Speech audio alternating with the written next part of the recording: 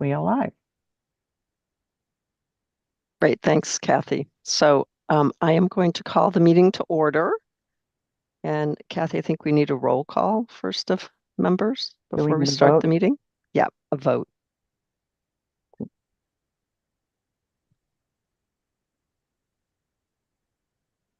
No, Nancy, can you call for a vote for 2 board members? Yes. I thought I just did, but so we have to have a motion? Motion, I'm sorry. Kathy? Okay. Okay, great. Okay. Somebody want to move for that? I move. Second? Second. Okay, Kathy. Now you can do it. Now I can do it. Rebecca? Yes, here. Michael? Here and yes. Okay, Bella? Yes. Eric? Yes. Martha? Here, yes. Okay, great. Robin? Yes. Dimitri? And Kathy, and yes. Good morning. Secretary Walsh? Okay, nothing. Nancy? Yes. And Matt? Yes. Thank you, everyone. Okay, thank you, Kathy. Secretary Walsh will be joining us shortly. And Feline, who's our vice chair, is not available. So we need a motion for me to serve as the chair pro tem until Secretary Walsh arrives. So moved. Okay. Second. Okay, so Kathy, Sure. if you could Rebecca, do the vote. Rebecca? Yes. Michael? Yes. Bella? Yes. Eric? Yes. Martha? Yes. Robin? Yes. Dimitri? Yes. Nancy? I don't know, do I vote or abstain? I don't know. Well. And Matt? Yes. Thank you, everyone. Great, thank you. So the first item on the agenda this morning is approval of the minutes from our July meeting. And I will entertain a motion to approve the minutes. So moved. Do I have a second? Okay. Great. Okay, Kathy? Okay. Again, Rebecca? Yes. Michael? Yes. Bella? I'm going to abstain. I wasn't there. Okay. Eric? Yes. Martha? Martha? I'll come back. Robin? Yes. Dimitri? Yes. Nancy? Yes. Matt? He's on mute. Sorry. Yes. Okay, and back. I'm going to ask Martha. Yes. Can you hear me? I can. Thank you, everyone. Yeah, thank you. So that motion carries. So the next item on the agenda is the Executive Director's report from Audrey. Right, great. Thank you, Nancy. Good morning and welcome to today's very busy and very important meeting. Before diving into a few notes on today's agenda, I wanted to share with you a few updates. Since the announcement of Steward Healthcare's plans to close Kearney and Neshoba Valley hospitals, we've been working closely with the state's rapid response team and union officials to support employees at those facilities losing their jobs. Staff have participated in support sessions for Steward employees to get help with a variety of post-employment items, including maintaining health coverage. We've also worked to ensure that area navigators are available at these events and going forward to support these workers. We'll continue to help as much as we can, and we are also keeping close tabs on member concerns about losing access to these local hospitals, although to date it has been very quiet with respect to members reaching out to us about this matter. Last month, we had an exciting first at the Health Connector. For the first time, we hosted the CEO and executive leadership team from another state-based marketplace, Connect for Health Colorado. They flew to Boston to spend a few days with us, allowing our teams to exchange experiences, learnings, challenges, and ideas across a broad range of issues over a number of days. While we're in regular touch with peer marketplaces, this multi-day experience with just one other marketplace allowed for particularly deep and rich discussion and learning. It was energizing and thought-provoking for my team and me to hear how another state tackles the common hurdles and opportunities that all of us state-based marketplaces face. We hope to engage in similar meetings with other states in the future. Our hour-by-hour preparations for Open Enrollment 2025 are moving forward as we get closer and closer to what we call Opening Day on November 1st. We anticipate wrapping up the preliminary eligibility and notification process in the next few days, processes that give current enrollees information about what to expect as we head toward the new plan year. Contact center hiring is ongoing and refresher training is in process through early October. We're excited to announce that this year we will have 24 navigator organizations with individuals available to help in more than 50 locations and speaking more than 30 languages. We are also working with Healthcare for All to connect to community-based organization networks of more than 40 locations to provide information about new access to Health Connector coverage to Dreamers starting in November, thanks to a federal regulatory change this year. Importantly, for open enrollment, today we are asking for your final vote on the seal of approval for 2025. A portion of our conversation today will revolve around two carriers, WellSense and Harvard Pilgrim, that were not given reaccreditation by the National Committee for Quality Assurance, or NCQA, earlier this year, a requirement for marketplace plans. Both carriers are in the process of working through corrective action plans on the matters that resulted in their loss of accreditation. Along with the Division of Insurance, Mass Health, federal partners at CMS, and our colleagues in Maine and New Hampshire, where these carriers are also on exchange, we have been involved in the process throughout.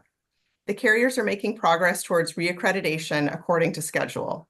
Neither this process nor the issues that led to the loss of accreditation have impacted members. And further, in our review, we have determined that removing these carriers from the 2025 product shelf would create significant negative impacts for the over 100,000 enrollees in their plans with respect to re-enrollments for next year. So with all of that in mind, we will be asking you today to include both WellSense and Harvard Pilgrim on the 2025 product shelf as their efforts to come back to accredited status continue. And we will continue to very closely follow as they close out their corrective action plans. On the agenda today is a request to approve support for business process documentation. This is a critically important area in our strategic plan, focusing on strengthening and improving the foundations of our organizational structure and ensuring continuity and consistency, progression in our organizational maturity, and best practices guide the vast array of complex business functions that this agency is responsible for. The comprehensive set of consistent, transparent, and accessible standard operating procedures coming out of this project will provide us with a touchstone against which we can evaluate business improvements going forward. This project is the epitome of unglamorous but vitally important inward-facing work of ensuring our agency is always running at the top of its game. Finally, we will ask you for 2 votes today as we strive to make our customer service truly best in class. One recommendation is to bring in a new vendor, AHS, to serve as our call center vendor. This is a company that specializes only in call centers with significant experience with state-based marketplaces, Medicaid agencies, including Mass Health, and other government agencies. We are planning for a gradual takeover of AHS of the call center, adding different mixes and amounts of calls starting early next year and getting them to 100% by the end of July, ensuring a steady and smooth transition. On the customer service technology side, we recommend maintaining Accenture as our vendor. The new contract includes stronger service level agreements than we currently have, while we mitigate implementation risks with no significant transition. We greatly appreciate your input on these matters and the other weighty items up for discussion today. Your support as we move the Health Connector forward is deeply appreciated by me and my leadership team, and not for one moment taken for granted. We thank you for your insight and guidance as we continue to work to ensure the inner workings of the Health Connector, our customer service apparatus, and the coverage we offer to our members are truly the best. Thank you, and I will hand back to Nancy. Thank you, Audrey. I think it's great that Colorado visited us, and I'm curious, kind of 2 things. One is, how did we come to be hosting Colorado, and also, were there any particular takeaways for us from the way Colorado's doing things? Yeah, so it came about because the Colorado leadership team has visited a couple other marketplaces and found it to be very fruitful. So they approached us about the idea, wanting to come and learn from what Massachusetts does and knows and executes. So that was how it came about. And there was a lot we took away from the conversations with them. I would say one of the most notable differences with them is that they've actually brought their contact center in-house. So we had a lot of conversations and learnings with them about what that process has been like. They've also stood up some pretty innovative policy programs over the last couple of years, including a coverage program for undocumented folks in Colorado. and just some places where their kind of technology and operational approaches are pretty distinct from ours. So I think there was just great conversation between two teams about really all facets of all things marketplace, and happy to share more with members of the board, because it was a lot of sessions over 3 days, and we just took a ton from it. So it was a great experience. Yeah, great. And were they impressed by anything in particular from us?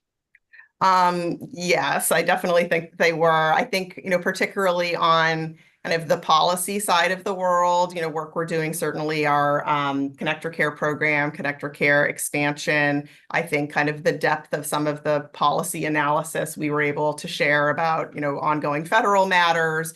Our administrative burdens reduction work was of great interest to them. And we just had an opportunity to share a lot about the way we engage with stakeholders and public officials in our state and so on. So there was a lot there that they were taking notes on from us as much as the other way around, which was really what we were hoping for when we planned it. Great, terrific. So, all right, seeing no other hands up, we'll go to the next agenda item, which is a presentation on the final award of the 2025 Seal of Approval, which will include a vote at the end of it. And Chris and Marissa are going to take the lead on this. And Chris, I think you're starting off.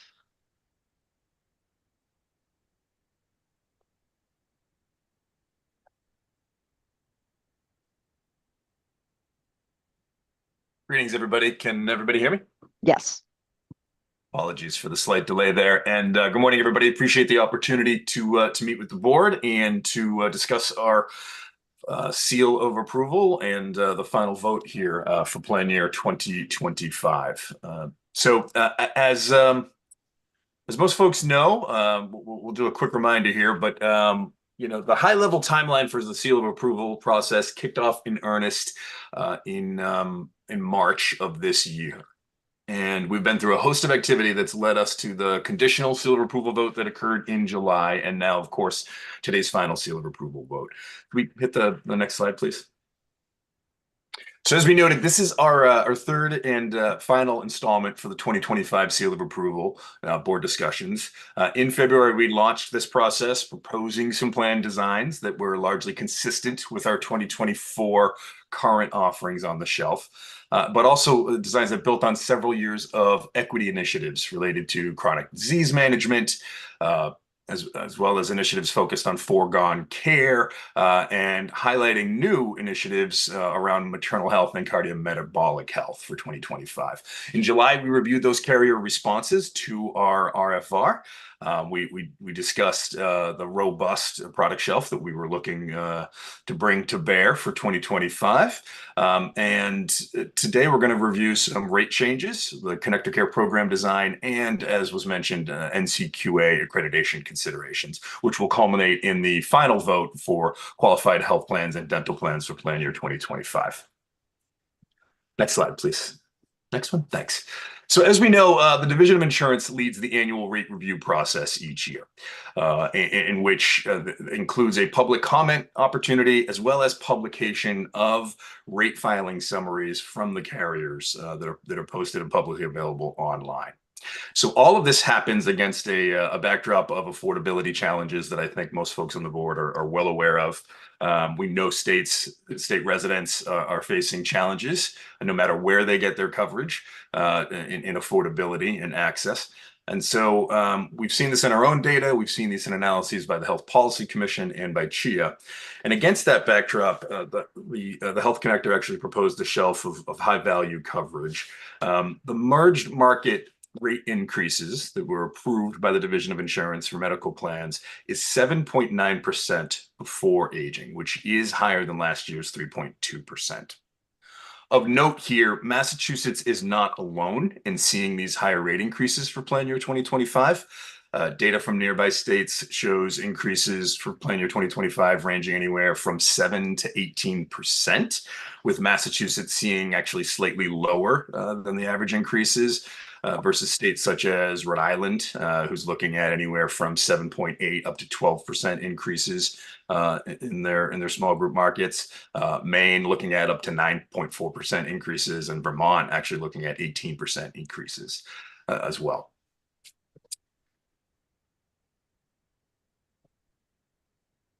Next slide. Thanks. So one thing that I'll note here is that the rate increases are higher than the past years, and one of the drivers that's been touted as pushing some of these increases for this year has been an increased prevalence of the GLP-1 weight loss drugs, such as Wegovy and Ozempic, as well as overall higher provider reimbursement challenges in their contracting efforts that the carriers have. So here we'll note that the unsubsidized and APTC only group members are actually going to experience an 8.1% increase in their premiums, and that's before aging. You can see on the slide here that it varies by metal tier, anywhere from 6.3 to 9.9%, depending on which tier somebody is in. And silver metal members will actually be seeing the lowest average increases for plan year 2025. I will pause here for any comments or questions. Chris, can you give us just a sense of why the percentages vary so much from tier to tier?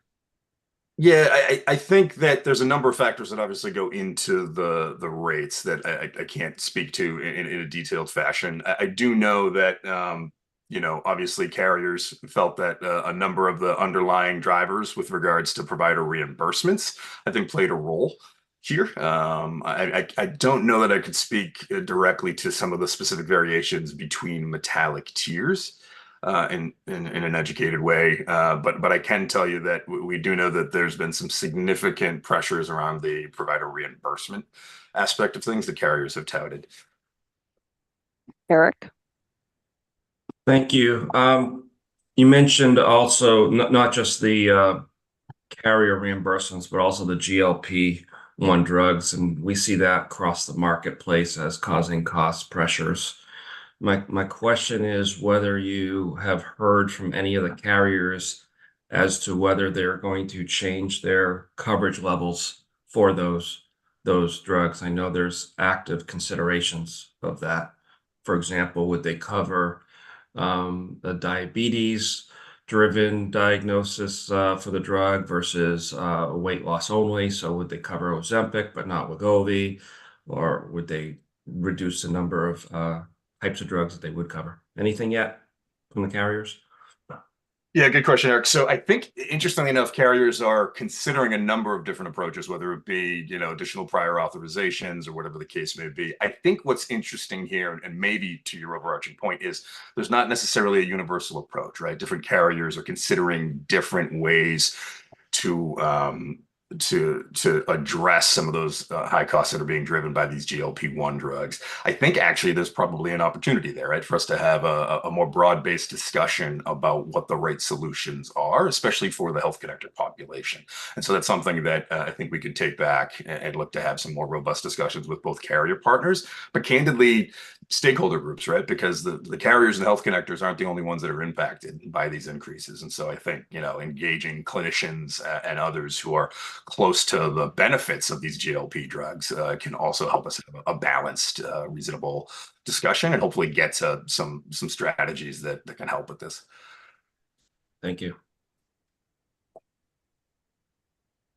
See a couple of hands, Bella? Oh, Nancy, I think you were muted. Yeah, I was. Sorry. Bella and then Rebecca.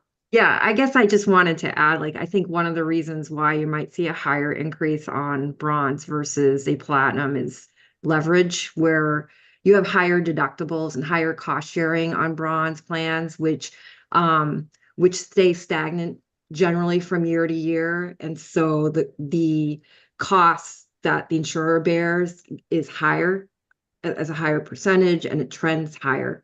So you generally will see higher increases on, higher deductible and higher cost sharing plans. Oh, that's great. Thank you. I learned a new insurance concept, leverage. Leverage. There you go. And to that end, Bella, to reinforce that, our bronze plans, for example, did, to reinforce what you're saying, stay consistent with some of those out-of-pocket costs and deductibles that we've had year over year. Yeah, great, Bella. Thank you. Rebecca? Yes, I just wanted to speak to the division's monitoring of the GLP-1 drugs. We certainly have been in discussions with carriers who have discussed the possibility of changing their availability, and the division is working with the carriers because it should be remembered that these drugs have a lot of medical benefits beyond weight loss. They have blood pressure, heart, kidney, addiction, polycystic ovarian disease. There are a number of different benefits that have been seen with these drugs in addition to pure weight loss. And so the division is trying to be careful and work with the stakeholders to try to understand what is currently a topic that everybody's learning about as these drugs are developed. And so at this point in time, it is unfortunate to have these kinds of rate increases, but I think that we have to remember that across the country, there are millions of people that are on these drugs and have experienced a lot of benefits that no one ever contemplated beyond weight loss earlier. Appreciate that. Thank you, Rebecca. Okay. Well, there's nothing else on that aspect of it. I think one of the things we've talked about with this group previously that we want to also highlight here is for 2025, we are, as we have discussed, going to be focusing on some of the value of our small business offerings and small group plans through our Healthcare for Business platform. And as everybody knows, we think that this is actually a high value offering that is underutilized in the marketplace. And so among the things that we're looking to do for plan year 2025 is we're going to be highlighting plans within the Healthcare for Business environment that are beating market average premiums. And you know, we're calling these premium value plans that we are looking at. And so as we mentioned, HCB already offers high quality plans. This is an effort to really highlight at least one aspect. And we realize premium and cost is only one aspect. It's not the totality of how one might measure the value of a plan. But for day one, we're looking to highlight one aspect of a high value plan from a premium perspective by flagging those plans that beat that market average. I'd say there'd be some more information about this as we roll this out and execute it for open enrollment 2025. And we'd love to come back to the board and discuss a little bit more about this effort and maybe even some early results as what we're seeing from the effort. All right, next slide, please. Bella has a question. Oh, sorry about that, Bella. No problem. Has the premium savings been fleshed out, or is that still in discussion on what is the premium savings that would take place? Yeah, and so just to make sure that we're clear about this, so this is not offering what I'll call, additional savings or adding any additional incentives to lower, for example, the premiums. What this is looking at the premiums and the plans for our Healthcare for Business offering for plan year 2025, comparing them to the premiums of the market overall and flagging plans that are essentially beating the market average of premiums, so that they offer a value from the cost, the out-of-pocket fixed cost perspective, and highlighting those for both brokers as well as small groups when they're shopping for options to offer to their employees. Just to add a little color to that, I think we hear from small groups sometimes that they think there are no such affordable options in the market, even though we can see that there are such plans on our shelf. And so part of the drive here is to really fill that educational gap and let them know what is already available in the market that they may be able to take advantage of. I appreciate Eric. Yeah, one other item to that end, to Marissa's comments, this isn't just about flagging plans as a premium value plan within the shopping experience. We're looking to wrap this with some additional outreach and education efforts about the Healthcare for Business platform and what these premium value plans represent, hopefully for small employers, to the education aspect that Marissa just noted. And I'm sorry. It's Eric and then Matt. Yes, thank you. I was just going to ask, these plans that will be flagged, they are going to be lower premium than average market. Are they going to be apples to apples plan design plans? So you're going to show, hey, for a similar copay deductible levels, they cost less? Or are these just simply plans that offer a lower premium, perhaps with some other trade-offs along with it? Great question. and love that it comes from the broker in the group. Appreciate that, Eric. Yeah, no, so the nuance here is we are highlighting plans that are beating market average premiums within similarly situated plans, essentially plans within similar geographies and plans that are within the same metal level. So they're not necessarily, you use the term apples for apples. They may not be an apples for apples comparison, exactly dollar for dollar copay amount to copay amount, but they're going to be similarly situated in that these are all plans that would fall within, for example, the bronze metal level or the gold metal level. So similar to plan designs. Thank you. You're welcome. Matt? Thank you, Madam Chair Pro Tem. I just don't, and forgive me for not doing this on the prior slide, just about drivers of premium increases, certainly. So I want to make sure that we don't miss one really important aspect of that. Certainly GLP-1s at the GIC were a very material increase in our premium for this fiscal year. We don't see that letting up at all. And you know, you could say the same similarly for other specialty drugs. And I think we should, you know, if it weren't for the outrageous pricing of these drugs, I think we would all, without any equivocation, celebrate them for all of the clinical and wellness benefits to consumers that are so apparent. It really puts payers of all sorts in a really difficult bind.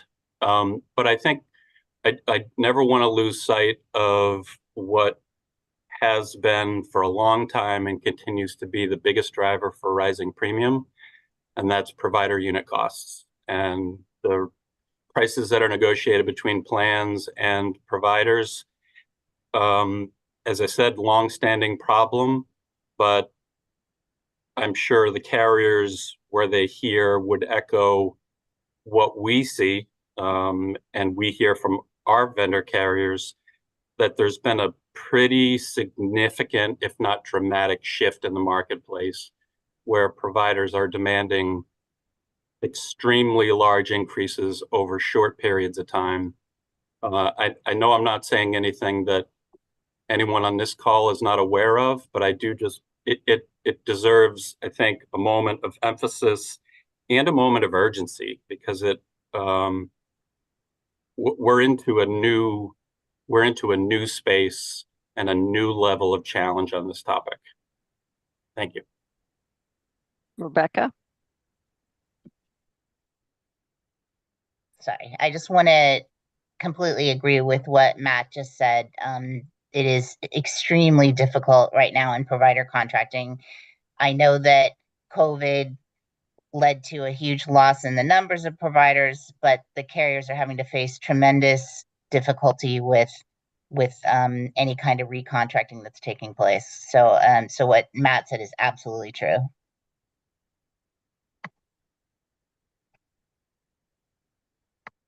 Yeah, appreciate the commentary. Thank you. All right, next slide, please. See, Eric has a comment. Oh, I'm sorry, Eric. I keep missing these hands. I apologize. Sorry, No. Chris. I missed Eric's too. No, it's okay. Thank you. I was just going to echo from the broker perspective. We see and hear the same thing that has been said earlier by Matt and Rebecca. But the corollary to that is, well, so what? What are we going to do? And that's the $1 trillion question. And I think one of the things that we will need to consider as the brokers talk to the carriers is the pressure that they feel in negotiating with the providers. And they feel pressure from all of us that want every provider in the network all the time. And so we just have to start to think about that, prepare ourselves, prepare our clients, prepare our members, that there may come a time where there could be an impasse between some of the carriers and some of the providers. And we can't just instinctively say, well, carriers just have to pay up, and because we have to connect the dots. And that if the carriers just continue to just pay up, that to maintain all providers in all networks, then we'll continue to see these prices go up. So just we have to connect the dots going forward too, I think. Thank you. We don't expect you to solve that, Chris, in your next comment, so. You'd be Thank glad to goodness. hear. I appreciate that. Okay. Next, we're going to spend a little time talking about our Connector Care program. So, you know, as folks know, our Connector Care program is the program targeted in helping individuals at various income levels gain access to quality coverage. You know, one of the things this year that we would highlight is we're continuing what we started last year, which last year was the first year that we had a programmatic expansion of carriers, and it's the first time that members seeking coverage through the Connector Care program have the same choices and access of carriers and provider networks, regardless of income or subsidy eligibility status. And so we're going to continue that looking ahead to plan year 2025, highlighting the choices that people will have within Connector Care. To that end, there are robust options across each subregion for Connector Care, with anywhere from 4 to 8 carrier options available.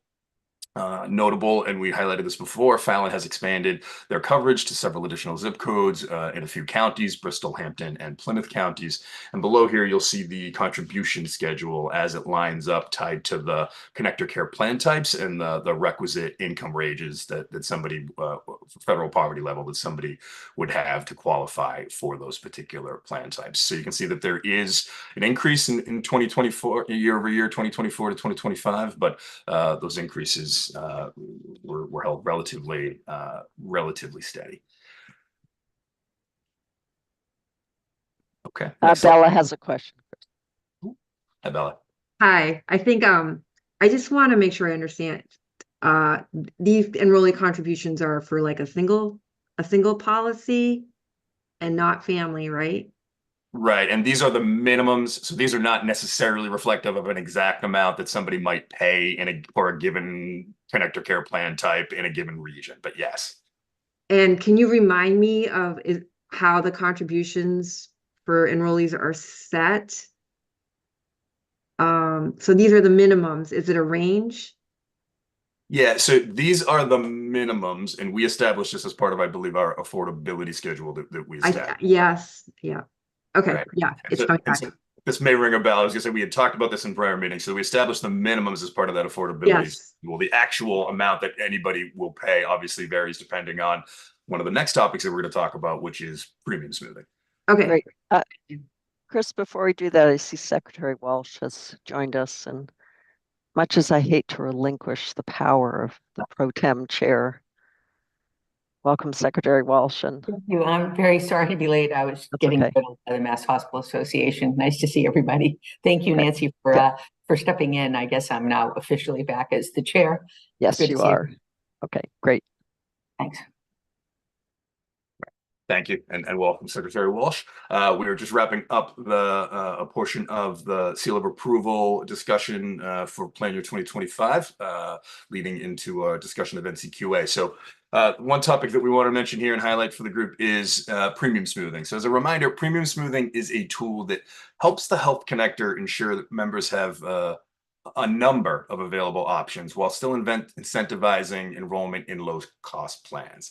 It's something we've done in various forms over the years, and it helps us provide affordable premiums to members so that they have several choices within a given region within the Connector Care program.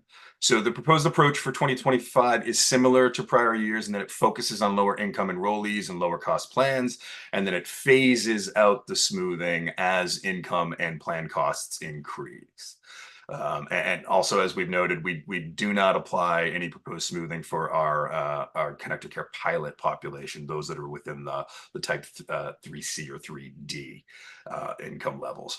So for 2025, we'll be reducing the cap on where smoothing will be applied down to $250. So any plan that is $250 more expensive than the lowest cost plan in that given subregion will not receive a premium smoothing dollars unless there are fewer than 2 smooth plans within that region.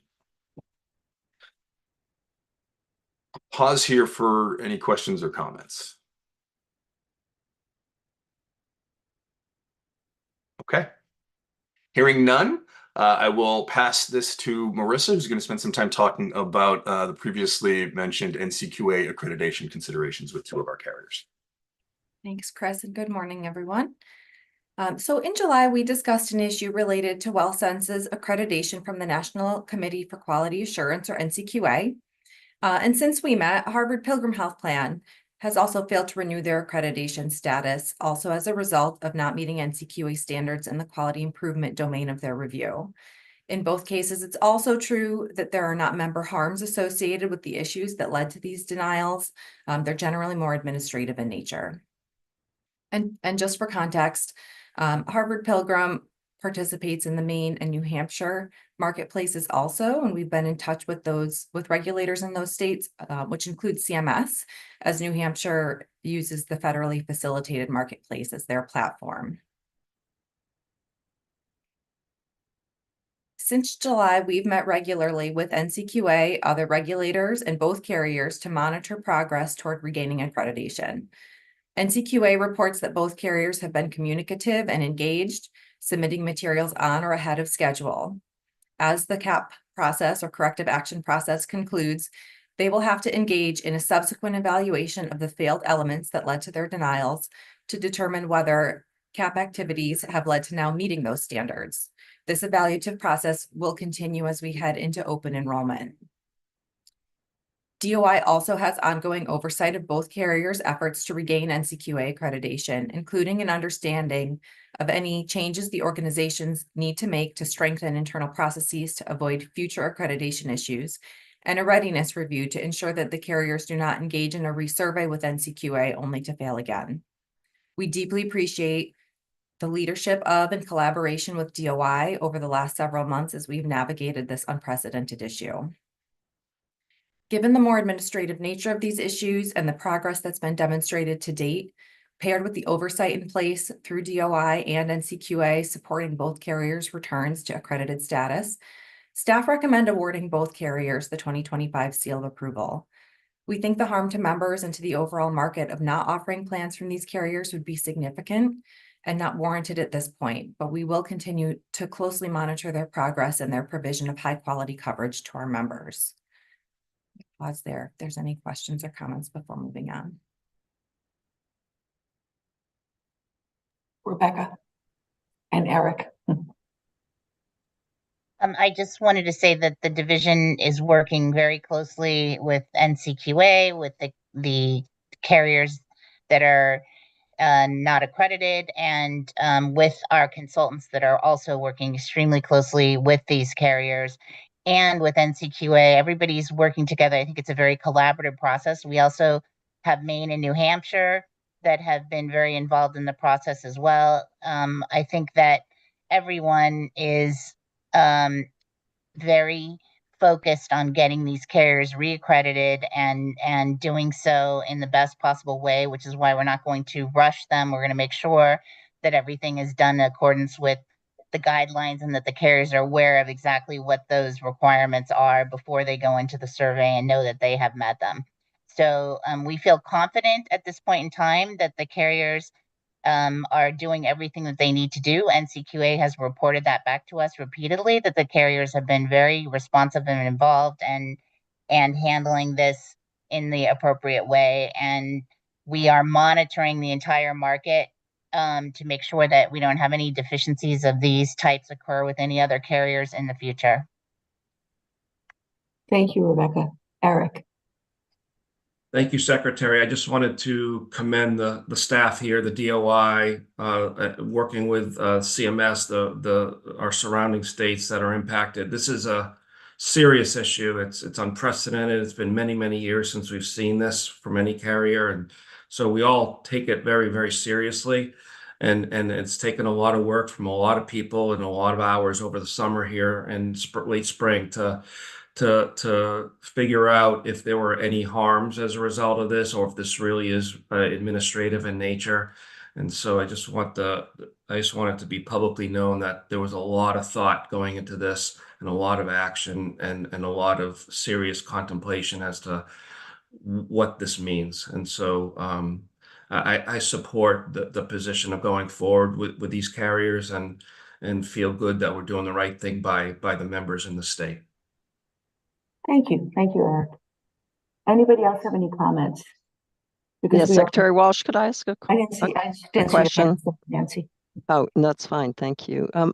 Rebecca or anyone else, is there anything we've learned from going through this process that can be preventive or secondary prevention in the future? I would say that the main issue that we saw with the carriers, with both carriers, was a failure to adequately communicate with NCQA prior to the submission of materials. NCQA has indicated that they will be responsive to carriers with questions. I think that with one carrier, it was a staff turnover issue. The other carrier, it was a merger issue. But in both cases, there was a failure to understand what the requirements were at the time, and the engagement going forward between carriers and NCQA, I think, will be enhanced. I think both the carriers and NCQA have recognized the value of having enhanced engagement. And so I think that that's been valuable, not just to our states and to our carriers, but to the whole NCQA process as a whole. Thank you, Rebecca. Anybody else, staff, have anything to add? I want to echo Eric's comments about all the really hard work and, kind of sensitivities you guys navigated during this time. I'm sure you had some tough conversations with some people. So, is it now time to call for a vote if we could put up that slide? Just had one quick. Yeah, sure. Go ahead. Sorry, Marissa. Go ahead. No, Marissa, go back one to the next steps, please. I think it has a mind of its own here. There we go. So we are rapidly approaching open enrollment. Our preparation's been underway for several months, and the plans that are approved today will support further advancement in that process with renewal notices and shopping. Our shopping for 2025 coverage starts on November 1st, and we will continue both to monitor the NCQA reaccreditation process and also to quickly pivot to our strategic preparations for 2026 and beyond. And we look forward to returning to you all with updates on all of those fronts. So thank you again for your support in this process. And if no questions. Before I call for a vote, I really want to thank the work group members, Eric, Nancy, Michael, and Bella, who spent some time with staff to get us there. I was remiss in not doing that before. And then we'll call for a vote as read, that the Health Connector staff will recommend to the Health Connector Board of Directors, that's us, to award the seal of approval to all of the QHP and QDPs proposed by the carriers listed on the slide. And can I get a motion, please? So moved. Second. Okay, then we need to have Kathy do a roll call vote, please. Okay, thank you, Secretary. Rebecca, Yes. Michael, Yes. Bella, Yes. Eric, Yes. Martha, Yes. Robin, Yes. Dimitri. I'll come back. Secretary, Yes. Nancy, Yes. Matt, Yes. Dimitri. Yes. Thank you, everyone. Thank you, Kathy. The motion carries. Good work. And my notes say that we're supposed to be done with this by 10 o'clock. Under Nancy's leadership, we got there. We have 15 minutes to spare. So the next item on the agenda, with thanks to everyone, is the Health Connector business process documentation project, which will include a vote. And I think Marissa will kick this off. Yes, thank you. I don't know that I'm the. Or is it Trish? No, I will. Okay. I will kick us off here.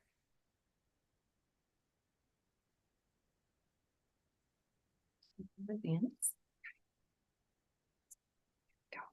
So today, Trish and I will review a recent procurement to engage vendor support for a project, strengthening our approach to business process documentation. We'll outline what led us to seek the support, our procurement process, and then request your vote to move forward with Zealous Consulting Group. So as you know, one of the pillars of our strategic plan relates to maintaining and strengthening organizational structures and system reliability. And this documentation project falls squarely into this domain, as it will take a variety of different types of documentation across the organization and standardize it and centralize it. It will also include training staff on organizational norms around maintaining this library once we create it. This project also supports our equity agenda in a couple of ways. Minimizing time spent on procedural or administrative aspects of an activity so that we can focus on programmatic work, and also ensuring that there's a consistent understanding among staff of who's responsible for what, providing transparency on roles and responsibilities. Next slide.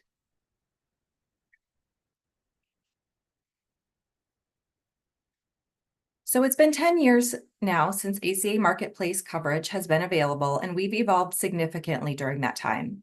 Now that our operations have matured, we think it's a good time to take stock of the varying levels and types of documentation we have across the agency that have been managed by team, and create a suite of standardized and centralized documents with clearly defined roles, responsibilities, and handoffs, supported with training for staff about how to use, store, and maintain them. So to support this shift in approach, we sought a vendor that could help us organize and execute this work to holistically create, store, and update our procedures, with a particular focus on complex cross-agency processes. In April, we posted a request for quotes, or RFQ, under a state blanket contract for this type of service.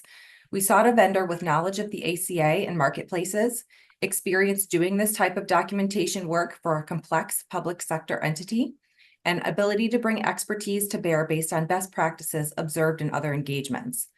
And with that, I can hand to Trish to talk about the results of that RFQ. Thank you, Marissa, and good morning to everyone. There we go. So the scope of the RFQ was for a vendor who could assist the Health Connector in updating business documentation, as well as recommending a technology solution to house that documentation. That included assessing each department's current standard operating procedures and business documentation, and updating and organizing that documentation across the agency. Also, making sure that all documentation is consistent and includes all applicable processes, owners, dependencies, and timelines, as well as operationalizing a program to house and manage the documentation moving forward. Next slide. We posted the procurement in April of 2024 and received 4 bids, 2 of which were from local bidders. We received bids from XLAir, Diversified Systems, Guidehouse, and Zealous Consulting Group. Next slide. The team developed scoring sheets based on the criteria in the RFQ document. Bidders were evaluated on a number of factors, which were assigned a total point value. The scoring categories were familiarity with ACA and state-based marketplaces, experience with similar projects in complex public sector organizations, quality of proposal for deliverables and timelines, references, personnel, and cost. The overall value score took each of these factors into consideration, along with bidder experience, qualification of the proposed project team, and any outside knowledge we had of the bidder. Next slide. There were 2 levels of scoring for each bid submitted. Individual team members completed their own evaluation, and then the team met to discuss individual scores. Based on those conversations, a group score was determined for each category. Once the group scores were compiled, a cost response analysis provided by the Health Connector finance team was discussed. The cost response evaluation information was then incorporated into the group scoring sheets. Based on the group scoring, the evaluation team invited 2 bidders to give oral presentations. The bidders were asked to answer a variety of questions related to subcontractor use, technical system strategy, anticipated process and deliverables, and areas for cost savings. Bidders who participated in the oral presentations were asked to submit best and final offers. Final scores for each of those two bidders were adjusted to take into account the oral presentations and best and final offers. Next slide. The evaluation team concluded that Zealous Consulting Group can provide the best overall value to the Health Connector. Throughout individual and group review of their written proposal, oral presentation, responses to questions, and their best and final offer, Zealous demonstrated transparency and responsiveness to the Health Connector. Zealous has worked with the Health Connector previously and have proven experience leading projects similar in size and scope as the Health Connector project. They are a local woman-owned business with headquarters in Medford, Mass. Overall, they were able to provide the lowest cost for the engagement. Next slide. Zealous will break up its work into distinct phases. In phase 1, they will meet with staff to assess current documentation and prioritize which areas will be completed first. Once the initial assessment is complete, Zealous will begin the process of working with staff to update documentation, develop standards for finalizing and storing that documentation, and train staff on how to maintain this system of documentation moving forward. The total cost for the engagement is a not to exceed amount of $1.645 million. I will pause here for questions before turning it over to Secretary Walsh to call for a vote.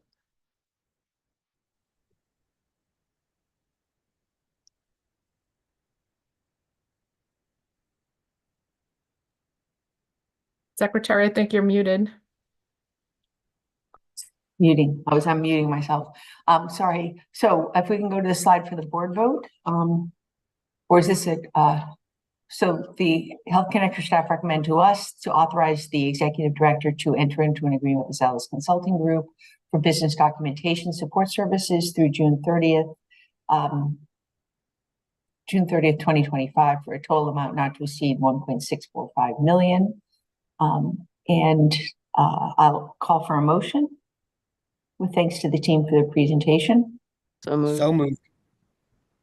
Second, thank you. I think I got both, Nancy and Michael. Kathy, could you please call for a vote? Of course. Rebecca, Yes. Michael, Yes. Bella, Yes. Eric, Yes. Martha, Yes. Robin, Yes. Dimitri, Yes. Secretary Walsh, Yes. Nancy, Yes. Matt. Okay, the motion carries. Thank you, everybody. We're moving right along. So our last agenda item is the contact center support services grant and technology procurements that will include 2 votes. So everybody be ready, because we'll have to hear our names twice. And Trish, I think, is going to kick this off, this presentation. Correct. Thank you. We could move the slides up.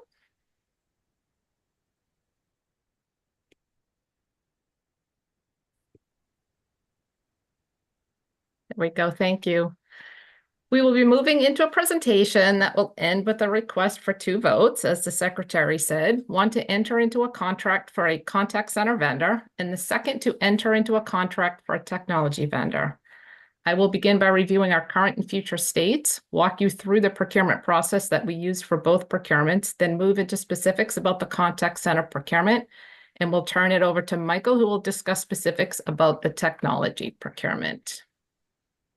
Next slide. Thank you. As always at the Health Connector, we continually focus on tying our work into our strategic plan and promoting equity. Both the contact center and technology procurement support 2 key pillars of our plan: improving the applicant and enrollee experience and strengthening organizational structure and system reliability. We achieve this by holding ourselves and our vendors more accountable, by adopting a customer-first culture, by supporting customers in their own language and during their first contact with us, and by creating solutions that result in best-in-class customer service. Next slide. Thank you. Before the procurement team sat down to write the procurement documents, we spent a lot of time looking at our current state and what we wanted for our future state. Currently, Accenture holds the entire contract for both the contact center and technology portions of our work. This was awarded to them under an emergency procurement in 2019. Their current contract ends in August of 2025 without the option to extend. Our future state is a comprehensive contact center that consistently provides best-in-class customer service, which includes omni-channel communications and a more comprehensive customer relationship management system. We cannot achieve this vision today the way we are currently structured for a couple of reasons. We have a contact center that was structured for an emergency procurement, and we are no longer in a state of emergency. Also, our vision of what a contact center should be and how it should function has changed over time. Next slide. Based on our vision for the future, we made the decision to procure separate contracts for contact center and technology. While we were open to the possibility of choosing a vendor who bid on both procurements, we did not have any bidders who bid on both, so therefore did not have to make that decision. Our procurement strategy was to focus on how we could achieve best-in-class technology support and customer service. First and foremost, we wanted vendors who shared our vision for the future and partnered with the Health Connector to help us reach that future state. We also wanted vendors who were experts in each of the procurement areas and could focus on using their experience and expertise to help improve the member experience. Finally, we restructured our procurement documents to address gaps in current contracts, to include higher levels of accountability through tighter service level agreements, and to incorporate lessons learned from our work with previous vendors. On the contact center side, we did not allow a fee structure tied to membership, which eliminated any increased fees associated with increased member numbers. Next slide. The contact center request for responses, or RFR, included operation of an omni-channel contact center, back office support, and document processing and verification. Contingent work includes contingent work included in the procurement, but not yet fully scoped, includes migrating the Health Connector for business customer calls to this contact center, adding both the Salesforce marketing module and member appeals tracking so that agents can see all encounters for members, such as robocalls, texts, and appeal information, not just calls to the contact center. Next slide. Based on our vision for future state, the procurement team focused on choosing a vendor who adopted a customer-first approach, had proven ability to provide consistently excellent customer service, was able to provide an omni-channel solution, could demonstrate ability to provide the full scope of work included in the contract, mitigate risks, implement their solution on time and within budget, ramp up and down with staff as required for open enrollment and non-open enrollment periods, provide robust training to their staff, and had comparable experience within the public healthcare arena or other state-based marketplaces. For the technology procurement, the scope of work we were looking for included being able to support our integrated contact center technology, such as Amazon Connect and our customer service relationship management tool, which is Salesforce, deliver releases and perform daily operations and maintenance to meet the needs of the Health Connector, and support connectivity of both Health Connector and contact center vendor technology. Based on our future state vision, we also discussed qualities we were looking for in a technology vendor, such as experience with contact center technology as well as Health Connector technology, such as Amazon Web Services and Salesforce, ability to adhere to development and implementation timelines for this project, which include supporting transition to a new contact center vendor, and the ability to integrate with Health Connector third parties, such as our enrollment and premium billing vendor and the newly identified contact center vendor. I will pause here before I move to the process in case there are any questions.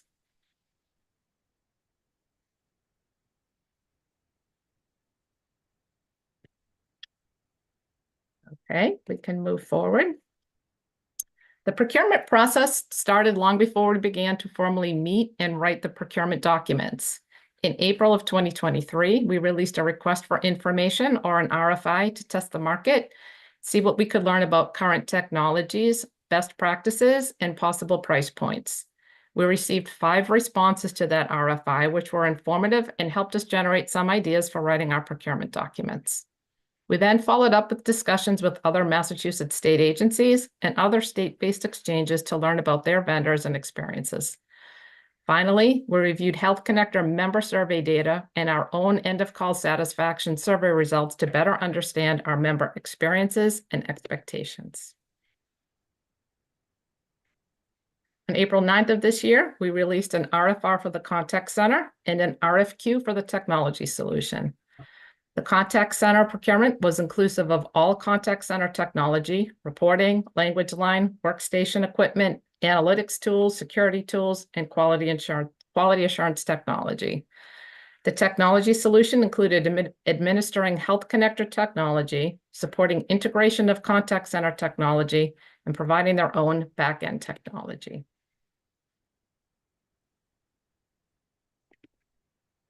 For each procurement, the teams developed scoring sheets based on the criteria in the RFR or RFQ document. Bidders were evaluated on a number of factors, which are included in the appendix at the end of the slide deck. The scoring team evaluated the business response, which included items such as whether the bidder followed the submission instructions, organizational overview, use of subcontractors, conflict of interest, security policies and procedures, and submission of all required forms and certifications. The programmatic response, which included relevant customer experience, bidder organization, responses to detailed questions, transition approach, implementation strategy and project plan, vendor terms, risk management plan, quality assurance plan. For the technology bidders, there was a technology response, which included implementation approach and experience, requirements traceability, change issue and defect management, approach and readiness to support the contact center vendor, integration approach and support, and previous experience with integrated contact center technology solutions, including the current Health Connector systems. The cost response included a worksheet, which was with a worksheet from the bid, which included costs for year one implementation and transition, as well as ongoing operations for year two through the end of their respective contracts. The team initially assigned overall scores for each bidder without taking into account the cost response, so that cost did not influence scoring. Next slide. There were 2 levels of scoring for each bid submitted. Individual team members completed their own evaluation using the worksheets that aligned to each section of the RFR or RFQ. Included on the worksheet was an overall rating for each section, plus space to include strengths and weaknesses of the response, as well as any notes. Team sessions were held in which all individual scores for each section were discussed with the group. Then a group score was determined for each section. Once the group scores were compiled, cost response information and analysis provided by the Health Connector finance team was discussed by the evaluation team. Cost response evaluation information was then incorporated into the group scoring sheets. For each procurement, the group determined which subset of bidders were invited to give oral presentations. Bidders were asked to discuss their proposed solution, the team that would be dedicated to the Health Connector project, and their best value proposition. The team then asked prepared questions that were not provided to individual bidders ahead of time. These questions were specific to individual bids. Next slide. Bidders who participated in oral presentations were asked to submit best and final offers. Information obtained from the oral presentations and best and final offer information was discussed with the team, and final adjustments to team scores were made. I will pause here again before we move on to our recommended vendor in case there are questions. Trish, can I ask a question that I should have asked in the first part? I think you said that the terms were that payment does not vary with membership, either up or down. Could you just talk a little bit about why that's the approach we're taking? Sure. I'm not questioning it, I'm just curious. Oh, yep. So I've had to manage a number of PM contracts, and as membership goes up, it costs us more and more, or it costs the agency more and more money to administer that contract. It can be tied to membership. It can be tied to number of contacts or encounters. So what we asked for was any solution that did not include a PM, a per member per month. They had to give us a set fee per year, but could also propose alternate solutions as long as it was not tied to membership. And so what that does for us is if we have increased encounters or increased membership, our costs still remain the same over the course of the year. And given on that that- our membership is increasing, for us, that's a better value. Yeah, yeah. I mean, I can see as long as membership's going up, it's a better value.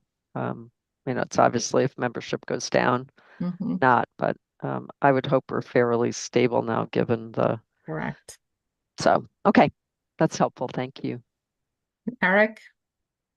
Thank you. I may have missed it, but did you include required service guarantees tied to meeting certain metrics, service metrics? Yes, so we have service level agreements. They're much tighter than the ones we currently have. They are actually tied to our 30-minute intervals on the call center side. On the technology side, they're related to system uptime.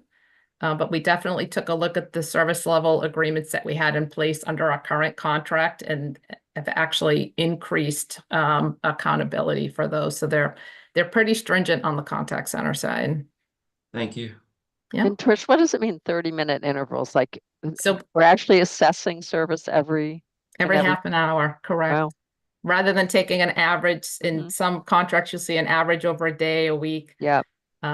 So it's much more strict in that we're looking at every interval every day to make sure we're where we need to be. Great.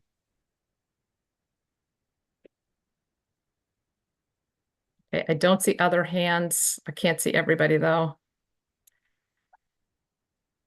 Okay, so I will move into the specifics of the contact center piece. So next slide. I know sometimes there's a delay with the slides. Thank you. We received 6 responses to the contact center RFR, Automated Health Systems, Conduit State Healthcare, FH Cannon Associates, Maximus US Services, Savalinks, and T-Tech Government Solutions. Based on the process that I previously discussed, the evaluation team chose Automated Health Systems, or AHS, as the successful bidder on the contact center side. The team felt that AHS provided the best overall value to the Health Connector. AHS provided a comprehensive and innovative bid that not only illustrated their extensive experience in supporting government healthcare agencies, but also referenced how their work would support the Health Connector strategic plan and help us achieve the future state that we're working towards. The team also felt that during the oral presentation, the AH team's presentation about their approach and organization was the best fit for the Health Connector. Finally, AHS's cost response was extremely competitive and at the lower end of the range of pricing that we received from all bidders. The Health Connector feels that AHS will provide the necessary support for us to become a best-in-class customer service entity. They understand our mission, our members, and our strategic direction related to improving the member experience. They have a long history of providing support to government healthcare agencies and other state-based exchanges. Their implementation and management team have many years of experience in transitioning, implementing, and running contact centers, including the contact center on the Mass Health side. Some of the things that the team felt set AHS apart from other bidders were their extensive history providing support for Medicaid, Health and Human Services contact centers, their ongoing support of Rhode Island state-based exchange contact center, in which they recently won a new procurement to continue services there. They have a local presence with an office in Marlborough, Mass, and will give preference to hiring Massachusetts residents. They are able to hire staff who speak the top 6 languages of our Health Connector members. And for those languages not spoken by agents, they have their own company, which provides interpreter services. They have experience with a vendor who supports our Health Connector for Business platform, which will be important if we decide to move the HCB calls over to the larger call center. They provide 100% employer-based health insurance for their staff. And they have a very robust incentive program for staff based on customer satisfaction survey scores. Next slide. Thank you. The cost responses for each bidder is shown on this slide. Responses range from a low of $109.64 million to over $226 million for a 5-year contract. AHS's initial response was among the most competitively priced, and after they submitted their best and final offer was the lowest cost option. Next slide. Thank you. A breakdown of AHS's costs by year is included here. We have implementation costs that are tied to milestones, as well as fixed costs per year for years 2 through 5. We will no longer have payments tied to membership increases.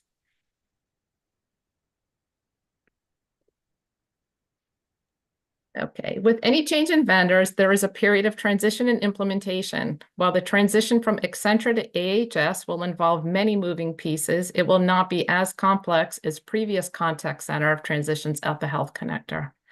While we're changing vendors on the contact center side, Michael will be reviewing the technology procurement shortly, and you will hear that Accenture will be remaining as our Health Connector technology vendor. This will provide technological stability for us while we work through implementation of AHS on the contact center side.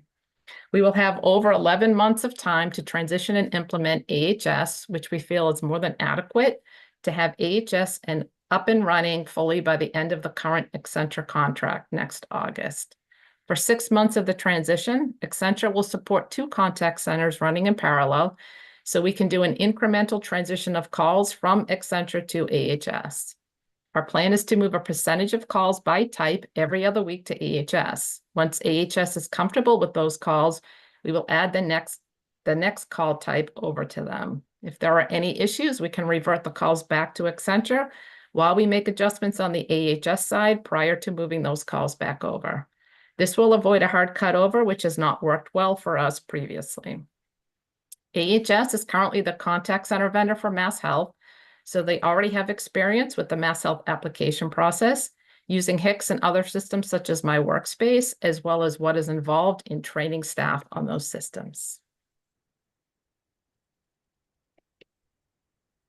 There is no data conversion tied to this transition, since the Health Connector owns its own instance of both AWS and Salesforce, which is our customer relationship management system. This will help make our transition much easier than past vendor transitions at the Health Connector. We have a project lead in place at the Health Connector, one of our deputy COOs, who has extensive experience transitioning contact centers, including the transition to AHS on the Mass Health side. She will be devoted almost full-time to this project to ensure success. In addition, we will have support from the Health Connector's Program Management Office, who will coordinate work across project managers at both vendors. And finally, thanks to work undertaken by operations staff over the past few years, we have a comprehensive library of very detailed standard operating procedures and process flows related to the contact center work at the Health Connector. Next slide.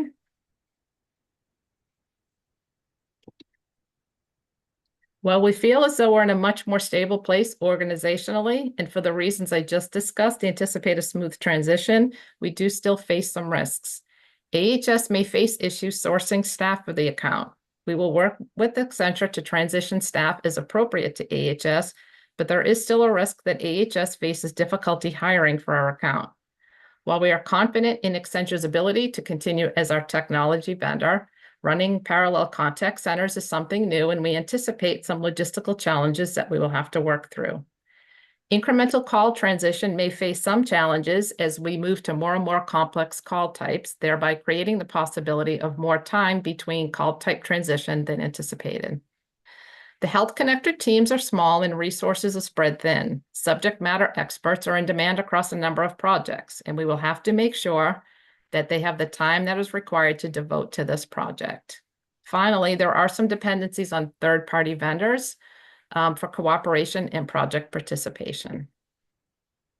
Next slide. Trish, what does that last bullet mean? Is this the correct, this one here? So we have just the dependencies. dependencies. Yep, so we have dependencies on like our enrollment and premium billing vendor, making sure those integrations are correct.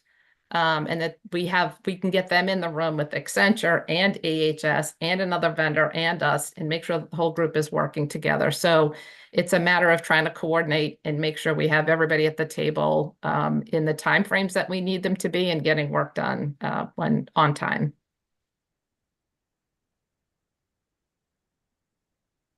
Okay, next slide. To address these risks and other risks, we are already working internally with our program management office to develop project documentation, timelines, and a risk assessment. Our contract with AHS includes a joint governance structure, which will aid in the decision-making process and make sure that both parties are aligned. Our project manager will work to incorporate both the AHS and Accenture project plans into one larger plan so that we will be able to evaluate our progress and success against that plan and track lessons learned for use in future procurements. So I will pause here before I turn this over to Michael to see if there are any questions on the contact center side. Eric? Thanks, Trish. You mentioned one of the risks being hiring people. What percent or how many people do they currently have on their staff who would be transitioned to our team? Any? Or are they having to hire 100% of the people that would serve the connector? On the AHS side? Yes. I don't know that yet. We have had some initial conversations with them. We have not had more detailed conversations yet because the contract is not in place yet. But we will find that out once we sit with them. I believe we potentially have a meeting with them early, not next week, the following week. So we can find out that information and we can send you an update. Yeah, We have their proposed management team. They've sent us who will be on the management team, but I don't know numbers of agents that are available for us yet. It might be helpful to have some experienced agents, even if they're not Massachusetts people, just some experience on the core team and then fill out with new hires. I just wouldn't want our whole team to be all rookies. Correct. We will also work with Accenture to see what agents they have that can move over. So we'll discuss that with them and take a look at each, or ask them to take a look at the work that each of their agents is doing to make sure that we're transitioning over agents that we would like to have on the new account. So there is usually a process to transfer from older vendor to new vendor. And it does help in this case that you're going to recommend maintaining Accenture for the tech. So Correct. They'll have an incentive to keep supporting us, even though they won't be on that other side. Correct. Yeah. Yep. Matt? So this is a question not specific to this procurement, but I think all of the procurements that you conduct. I'm assuming that supplier diversity is a characteristic that you consider in the scoring and the selection and everything. I know we certainly do, have to follow all the SDO requirements. So if you can just speak to that generally. Yes, there is a section in the procurement that speaks to supplier diversity. And bidders have to respond to those questions and provide us that information. And that's part of, I can't remember if it's the business or the programmatic response, but it's in one of those, and we go through and evaluate their response to supplier diversity. So it is included. Thank you.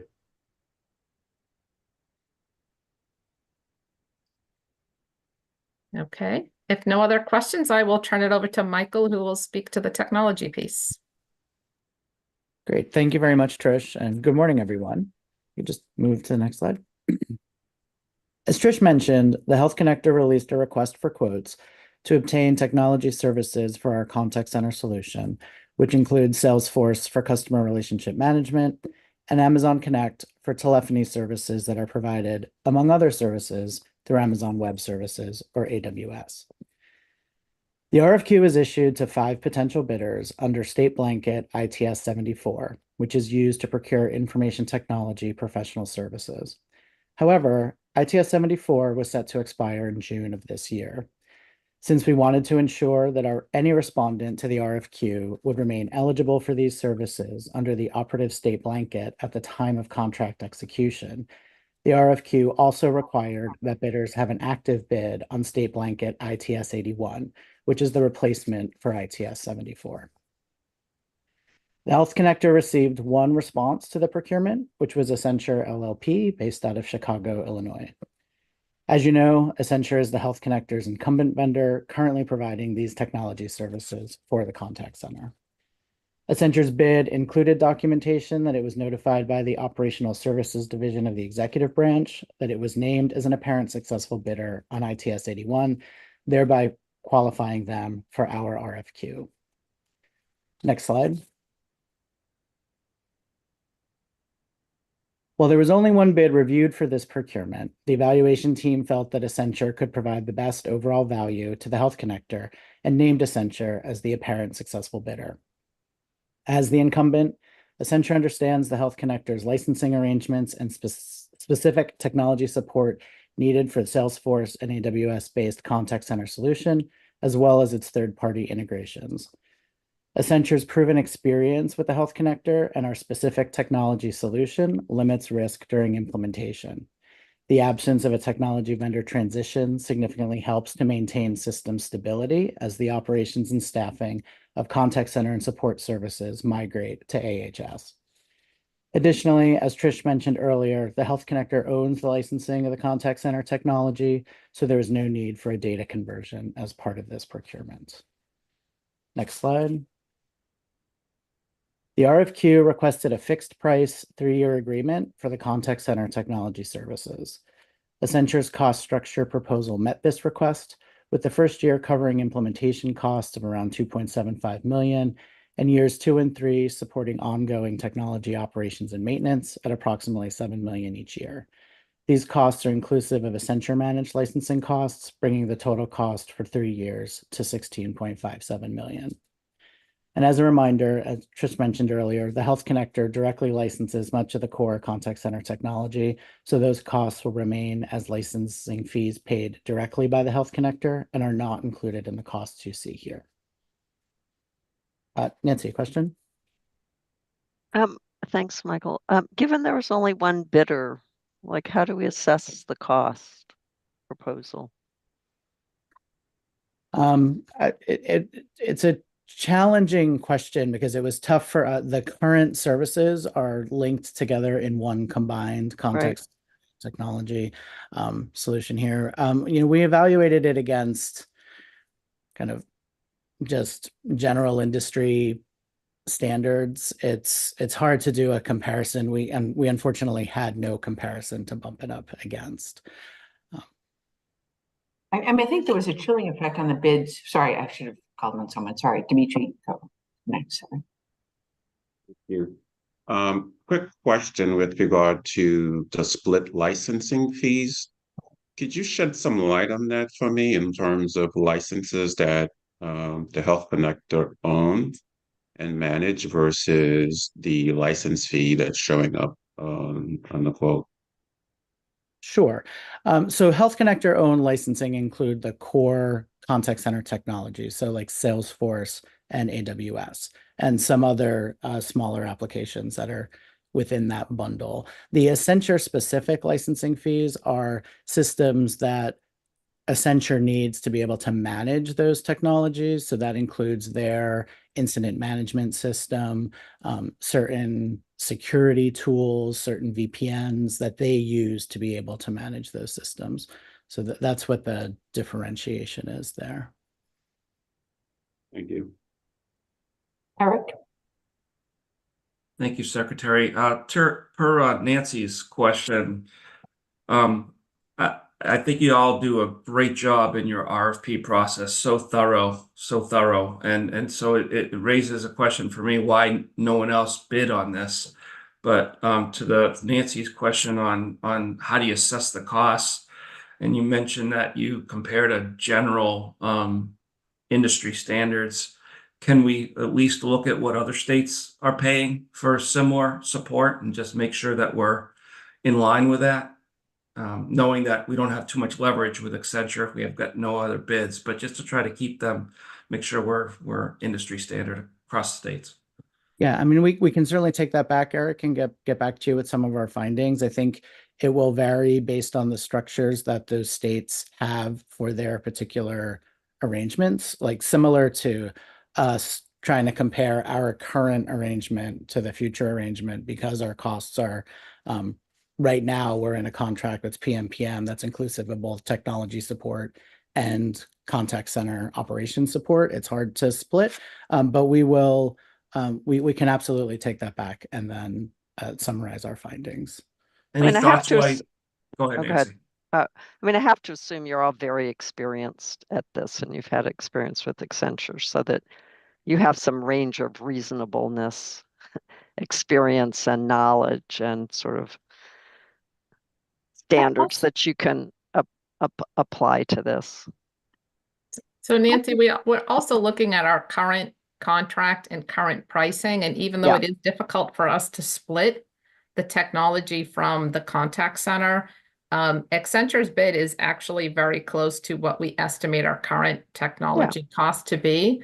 And over the life of the contract that we have, so the 5 years, these are different contract lengths, but if all things remained equal across the 5 years, we're actually, for the combined contracts, we're saving approximately $2 million across those 5 years. So there is some cost savings associated with these new contracts. Yeah, which is great. And I think you just answered the original question I asked, which you did your due diligence in the best way you could. And this looks like a fair price. Can I just say, Michael, I think I might have this filed wrong in my head, but isn't Accenture AWS sort of the state answer anyway? Like, I think it might have had a chilling effect on other bids since the infrastructure is already there. But am I right about that, Michael? AWS is used in other parts of the state quite significantly, actually. I think that we are where we are as it relates to this backbone of this IT backbone, I think. But just to clarify, Secretary, the licensing that we're using with AWS is separate from the rest of the Commonwealth, but using that product is certainly a significant trend across the Commonwealth. Okay. You've just exposed my ignorance on this topic. That's okay. But Matt. Yeah, so when we have these conversations with our commission, as we are here, we always have to be very careful about things that we talk about and do not talk about, because the procurement is not complete until a contract is signed, right? So while it is certainly true and unavoidable that there was just one bidder here, that doesn't mean there is no leverage on the part of the connector team as part of the contract negotiation. And, you'd never like to see it happen. But if a contract cannot be reached, a reprocurement could be done. And so I think it's just important to remember that those contract negotiations will still have to go on, and an agreement will have to be reached or not. Thank you for that. And it's also important to note during the contract negotiation process, Accenture obviously was not aware of the fact that there was a single bidder, that we never disclosed the number of bidders associated with this process. Great. Thank you. Any other questions? Okay, thanks to the team. I think we are ready to call for a vote. Well, actually, we just need to quickly go ahead. through Sorry, go ahead. Almost there. I think we've identified the major risk, which is there's only one bidder, but let's keep going. So as mentioned earlier, continuing with the incumbent vendor provides stability to core contact center technology services during the transition to AWS. However, there are still changes Accenture must support as part of this new agreement. Most notably, Accenture must integrate with AHS. This includes enabling access to the contact center technology solution that will be delivered to AHS agents through AHS-issued equipment. Additionally, Accenture needs to make data reporting available to AHS to support workflow and workforce management. Additionally, Accenture must support dual simultaneous connectivity to both the existing contact center and AHS in support of the staggered transition approach that Trish described earlier. And then the agreement also outlines some optional future enhancements the Health Connector might want to consider within the technology solution, including improvements to the IVR experience, scheduled customer callbacks, identification of callers based on specific attributes, and alerts for agents. Next slide. And then while transition risk is minimized with technology support remaining with the incumbent, there are still some risks the Health Connector is closely monitoring. Accenture has made some key personnel changes in the new agreement that are different from those in place today, which will require Accenture cross-training. We must closely monitor the development of the new integrations with AHS and the support needed to maintain 2 active contact centers during the transition. There are 2 additional risks that Trish mentioned earlier when reviewing the contact center implementation that apply to this contract as well. The first is that the Health Connector teams are small and resources are spread thin, so that we must make sure that subject matter experts have the time required to devote to the project. And secondly, there are dependencies and cooperation that are needed from third parties, such as our other vendors, as well as CMS. Any questions? Now it's time for the board vote. Thank you. Okay, so we have to take these votes individually. So can I have a vote first for the agreement with AHS for the service contact center and service team, not to exceed $100.1 million. So moved. Thank you. Second. Thank you, Nancy. Kathy, time for a board vote, please. Okay. Rebecca, Yes. Michael, Yes. Bella, Yes. Eric, Yes. Martha, Yes. Robin, Yes. Dimitri, Yes. Secretary, Yes. Nancy. With deep gratitude for all the staff effort on this. Yes. Thank you. And Matt. Yes. Thank you, everyone.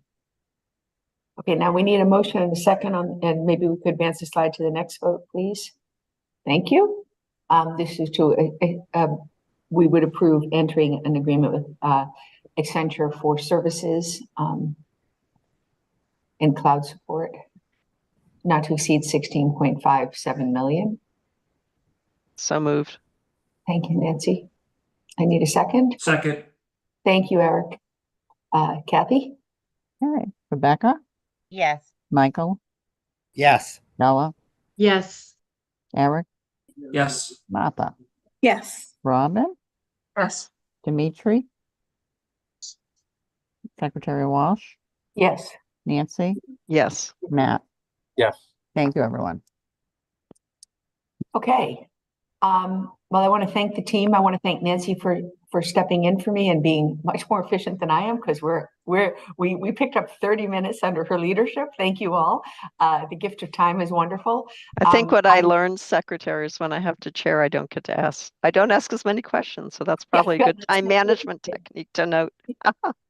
Well, good. Maybe we could rotate the chair, so we could I'm happy to get better at this. I think that I have one more official act, which is to call for a motion to adjourn. So moved. Thank you. Second? Second. Thank you. Kathy, do your thing and then we're done. And again, I want to echo Nancy's thanks to the staff. This was a great conversation. Gladly, Secretary.